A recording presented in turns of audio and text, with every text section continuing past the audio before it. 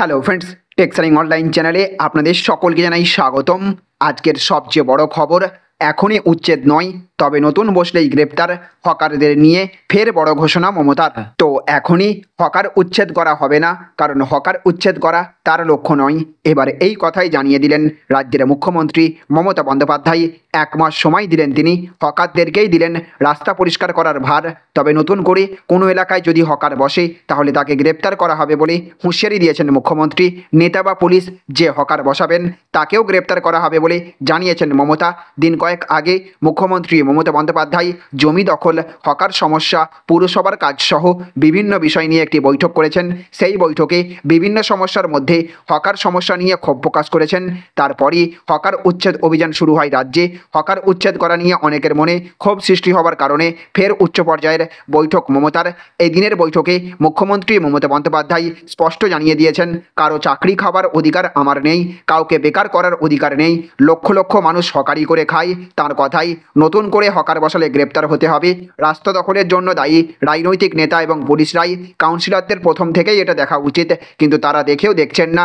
এলাকার নেতারা প্রথমে ডালা নিয়ে বসিয়ে দিচ্ছে, তারপরে আর সরানো যাচ্ছে না, নিজেরাই বসাবেন, তারপরে বুলডোজার চালাবেন। তা হবে না। মমতা আরও বলেছেন, আমি বলবো আপনারা লোভ সংবরণ করুন, জীবন ধারণের জন্য যেটুকু দরকার সেটুকুতেই সন্তুষ্ট থাকুন, কিন্তু তা হচ্ছে না। পুলিশকেও হুঁশিয়ারি দিয়ে মুখ্যমন্ত্রী বলেছেন, পুলিশের লোভ বেড়ে গিয়েছে আজকাল, গরিব হকারদের থেকে চাঁদা নিচ্ছে।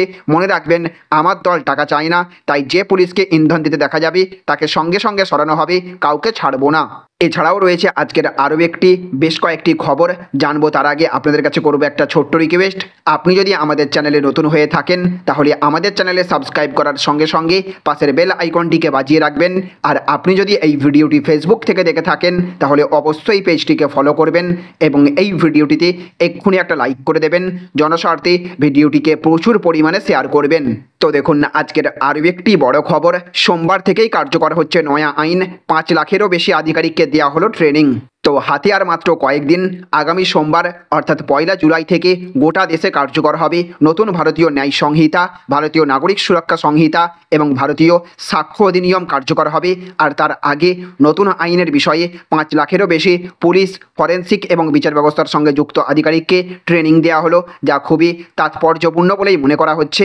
শুধু তাই নয়, কেন্দ্রীয় সরকারের বিভিন্ন মন্ত্রকের তরফে একাধিক ওয়েবিনারের ব্যবস্থা করা হয়েছে। সেখানে 40 লাখ কর্মীকে বিশেষ ট্রেনিং দেওয়া হয় নয়া এই আইনের বিষয়ে। ভারতের সমস্ত নাগরিক যাতে এই আইন সম্পর্কে সচেতন হয় সেদিকে তাকিয়েই তোড়জোড় শুরু করেছে মোদী সরকার। এদিকে আবার আজকের আরও একটি বড় খবর, নিয়োগ দুর্নীতি মামলায় নয়া মোড়। এবার নাম জড়ালো দেবের, বিরাট নির্দেশ কলকাতা হাইকোর্টের।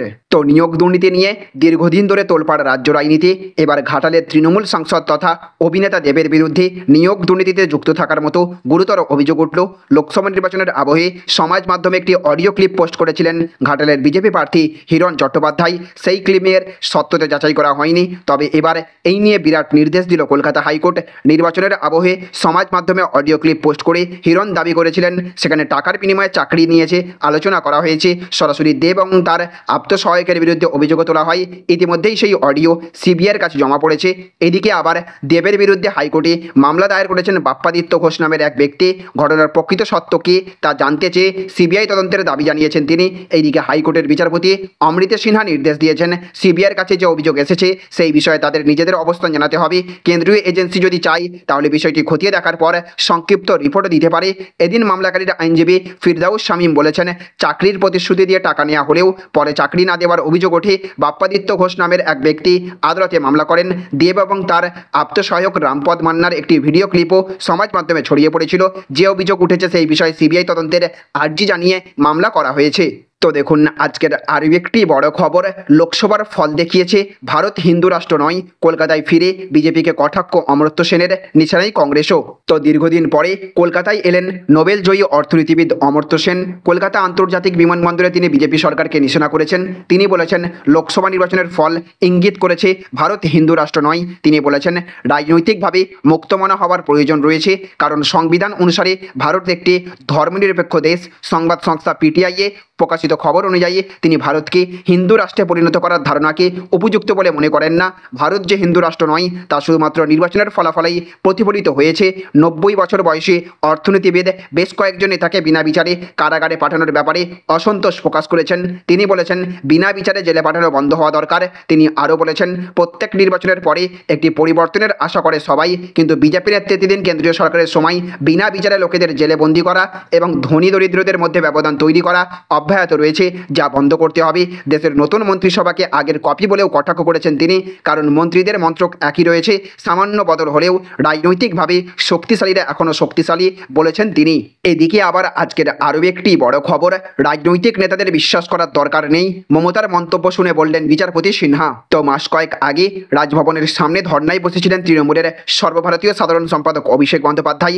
সেই জায়গাতেই ধর্নায় বসতে চেয়ে পুলিশকে চিঠি দিয়েছিলেন বিরোধী দলনেতা শুভেন্দু অধিকারী। অবশেষে ধর্নায় অনুমতি দেওয়ার কথা জানালো রাজ্য, তবে কবে ধর্না দেবেন তা নিয়ে এখনও রয়ে গেল জটিলতা। অন্যদিকে রাজভবনের সামনে ধর্না নিয়ে মুখ্যমন্ত্রী মমতা বন্দ্যোপাধ্যায় যে মন্তব্য করেছেন তাতে গুরুত্ব নিতে নারাজ হাইকোর্ট।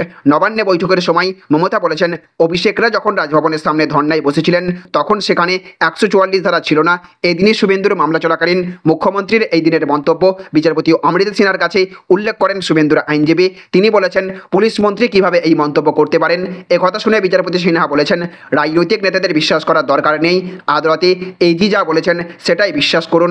রাজনৈতিক নেতাদের বক্তব্যে বিভ্রান্তি বাড়ে, রাজনৈতিক মামলার জেরে বাকি মামলারও ক্ষতি হয়ে যায়। তো দেখুন আজকের আরও একটি বড় খবর, উচ্ছেদ করতে এলেই পুলিশকে মারো বলেছেন স্বয়ং ববি হাকিম, ভয়ঙ্কর মন্তব্য এলাকাবাসীর। তো মমতা বন্দ্যোপাধ্যায় নবান্নে ববি হাকিমকে পাশে বসিয়ে বার্তা দিচ্ছেন যে ফুটপাতের জবরদখল উচ্ছেদ করতে হবে, আর সেই ববি হাকিম নাকি জবরদখল করতে গেলেই পুলিশকে মারধর করার নিদান দিচ্ছেন।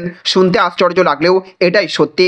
আজকে কলকাতা পোর্ট এলাকায় যখন জবরদখলের বিরুদ্ধে প্রশাসন পদক্ষেপ নিচ্ছে তখন সেই ববি হাকিমের বিরুদ্ধে এমনই বিস্ফোরক অভিযোগ করলেন মাঝেরহাটের বাসিন্দারা। প্রসঙ্গত আজ কলকাতা হাইকোর্টের মাঝেরহাট এলাকায় ফুটপাতের জবরদখল সরাতে পদক্ষেপ নেওয়া হয়, আর সেই সময় এলাকাবাসী চরম বিক্ষোভ শুরু করেন। তারা প্রকাশ্যে সংবাদ মাধ্যমের সামনে দাবি করেন যে তারা একসময় রাজ্যের মন্ত্রী তথা কলকাতা পৌরসভার মেয়র ববি হাকিমের শরণাপন্ন হয়েছিলেন, আর সেই সময় ববি হাকিম তাদের বলেছিলেন যে পুলিশ যদি আসে উচ্ছেদ করতে তাহলে তাদেরকে মারো। একাংশ বলছেন দুই দিকেই ভারসাম্য বজায় রাখার চেষ্টা করছেন রাজ্যের এই মন্ত্রী। তাহলে এখন এই সমস্ত গরিব মানুষদের কথা শুনে মন্ত্রীর বিরুদ্ধে কী পদক্ষেপ নেবেন মমতা বন্দ্যোপাধ্যায়? তিনি তো বলেছিলেন নিচুতলার নেতারা নাকি টাকা খাচ্ছে, এবার তো তার মন্ত্রী উচ্ছেদের বিরুদ্ধে পুলিশকে মারধর করার কথা বলেছেন এলাকাবাসীরা তো প্রকাশ্যে সেই কথাই জানালেন ববি হাকিমের বিরুদ্ধে। তাহলে এবার ববি হাকিমের বিরুদ্ধে ব্যবস্থা হবে তো? মমতা বন্দ্যোপাধ্যায়ের দিকে প্রশ্ন তুলে তেমনটাই বলছেন রাজনৈতিক সমালোচকরা। তো দেখুন আজকের অন্তিম আপডেট, রাজভবনের যা কীর্তি, মেয়েরা ভয় পাচ্ছে, দুই বিধায়কের শপথ জটিলতায় রাজ্যপালকে নিশানা মুখ্যমন্ত্রীর। তো উপনির্বাচনে জয়ী দুই বিধায়কের শপথ নিয়ে জটিলতা বাড়ছে, রাজভবন বিধানসভার দড়ি টানাটানি নতুন মাত্রা পেয়েছে। এবার শপথ নিয়ে নবান্ন থেকে মুখ খুললেন মুখ্যমন্ত্রী মমতা বন্দ্যোপাধ্যায়। রাজ্যপালকে নিশানা করে তিনি বলেছেন মানুষের রায়ে বিধায়করা জিতেছেন, তাদেরকে আটকানো ওনার কি অধিকার আছে? এইদিকে নবান্নে প্রশাসনিক বৈঠক করেছেন মুখ্যমন্ত্রী, সেখানে একাধিক প্রশাসনিক নির্দেশের পাশাপাশি উপনির্বাচনে জিতে আসা বিধায়কের শপথে টানাপোড়েন নিয়ে মুখ খুলেছেন মমতা। রাজ্যপালকে নিশানা করে তিনি বলেছেন জেতার পর 1 মাস ধরে বসে রয়েছেন আমার বিধায়করা, শপথ নিতে দিচ্ছেন না, মানুষ ওদের নির্বাচিত করেছেন, শপথ নিতে না দেওয়ার কি অধিকার রয়েছে ওনার? তিনি আরও বলেছেন স্পিকারকে দায়িত্ব দেবেন রাজ্যপাল অথবা ডেপুটি স্পিকারকে দেবেন, তা না হলে নিজে বিধানসভায় আসবেন। রাজভবনে কেন যাবেন সবাই? রাজভবনে যা কীর্তি তাতে মেয়েরা যেতে ভয় পাচ্ছেন, আমার কাছে অভিযোগ করেছে তাঁরা। তাহলে ফ্রেন্ডস বুঝতে পারলেন, এই ছিল আজকের কয়েকটি গুরুত্বপূর্ণ আপডেট। এই ভিডিওটি আপনাদের যদি ভালো লেগে থাকে তাহলে অবশ্যই ভিডিওটিতে একটা লাইক করবেন এবং অবশ্যই ভিডিওটিকে রাজ্যের সমস্ত মানুষের কাছে শেয়ার করে সকলকে জানার সুযোগ করে দেবেন। ভালো থাকবেন, সুস্থ থাকবেন। Thank you friends, thank you for watching.